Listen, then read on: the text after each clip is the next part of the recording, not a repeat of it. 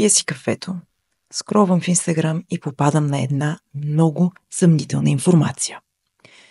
Тази информация е споделена от човек, който прави хранителни режими или по-точно учи хората как да се хранят и създава фитнес тренировки, там разни маратони. Няма да казвам коя е, тъй като научният изследовател в мен няма как да подмени такава информация, реших да направя това клипче. Мускулите са най-метаболитно активната тъкан в тялото. Дали това е така? Още в далечната 1992 година са правили хората експерименти. Те са правили и преди това, но това са най-скорошните, най-ресентните данни, към които се реферират днес. Разходът на енергия в покой на различните органи е изчислен на килограм орган. Например, нека започнем с мозъка. Мозъка, знаете, че изразходва на ден много енергия. Много повече от мускула. Цели 240 килокалории на ден на килограм. Ако мозъкът тежи около килограм и 500 грама, сметнете. След това черния дроб. Черният дроб изразходва на ден по 200 килокалории на килограм, а черният ни дроб тежи също около килограм и 500 грама. След това, естествено, идва ред на сърцето и на бъбреците. Много важни органи за функционирането на нашето тяло, нали така? 440 килокалории на килограм на ден. Като сметнете, че сърцето тежи около 300 грама и бъбреците заедно са около 150 грама. Тези грамажи зависят от различни фактори, дали сме мъж, жена, колко сме високи. Идва ред на скелетния мускул. Колко изгаря той? Едва 13 килокалории на килограм на ден. Например, ако някой тежи 60 кг и има 40% мускулна маса. Какво означава това? 60 по 40% е равно на 24 кг мускул. 24 кг мускул по 13 килокалории, това е 312 килокалории, които мускулите изгарят на ден, просто е така, просто седейки. Както аз сега си стоя на бюро. Да ходим на фитнес, тренираме, храним се и идва момент, в който покачим 1 кг чиста мускулна маса. Какво се случва? Вместо 24 кг, сега този човек ще има 25 кг мускул. Умножаваме по 13 и това прави 325 килокалории. Предния път с миналите килограми бяха 312.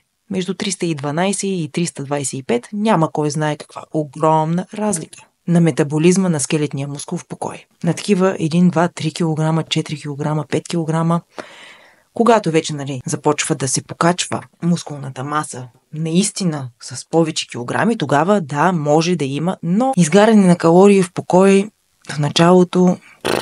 А знаете ли колко време отнема за да покачи един човек мускулна маса? Естествено, това зависи от тренировките, от храната. Знаете ли, от хормоните също? И колко мускулна маса може да покачи един човек? Казват, че една жена, която не приема никакви анаболизанти, тренира и се храни добре, може да качи 1 кг в рамките на 2 или 4 месеца. Вече зависи от... Знаете, всичко е индивидуално, всичко е от човек до човек. А един мъж, тъй като мъжете имат тестостерон, при тях нещата стават малко по-бързи. Един мъж може да качи 1 кг, ако тренира и се храни добре, в рамките на 1-2 месеца. Трябва също да се каже, че когато един човек е тепърва начинаещ например в фитнес залата, той ще качи много по-бързо мускулна маса, отколкото човек, който вече е тренирал. Хайде сега да видим колко изгаря масната тъкан. Масната тъкан, знаете, всички я знаем коя е. Няма да се лъжим. Всеки има по-малко от нея, някои по-малко, други по-много. 4,5 килокалории на килограм на ден. Масната тъкан и скелетната мускулатура изгарят много по-малко калории в покой, отколкото другите органи. Знам какво може да си мислите в момента. Да, но ние имаме повече от 1 килограм мускул. Да, това е така. Въпреки че другите органи тежат значително по-малко от скелетната мускулатура, те отговарят за 60% от базовия човешки метаболизъм в покой. Затова, въпреки че мускулната маса допринася значително за метаболизма в покой, най-метаболитно активни са органите ни. Друг е въпросът, когато вече започнем да тренираме. Там естествено мускулите горят много повече калории, зависи от вида на тренировката, от интензивността и така нататък. Смисъл, мисля, че всички го знаем, няма смисъл да се говори. Информация като тази тук просто не е вярна. Затова ви каня да внимавате откъде черпите информацията си. Да, знам, социалните мрежи в момента бълват от всякакви публикации във връзка с отслабване, здравословно хранене, но внимавайте, защото тази информация много често се дава от хора, които нямат необходимото образование. Нямат медицинско образование, нито пък са диетолози, нито пък имат нещо по физкултура.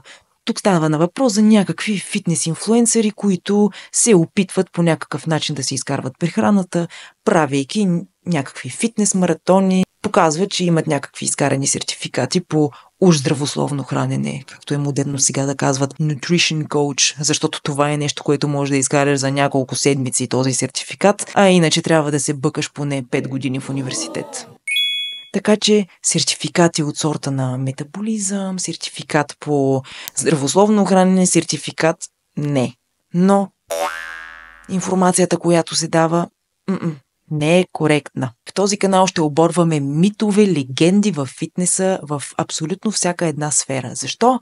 Първо имам завършени 3 години медицина, после имам бакалавър научно-изследователска медицина, магистратура също научно-изследователска медицина със специалност онкология, имунотерапия и в момента карам още една магистратура в сферата на спортното хранене.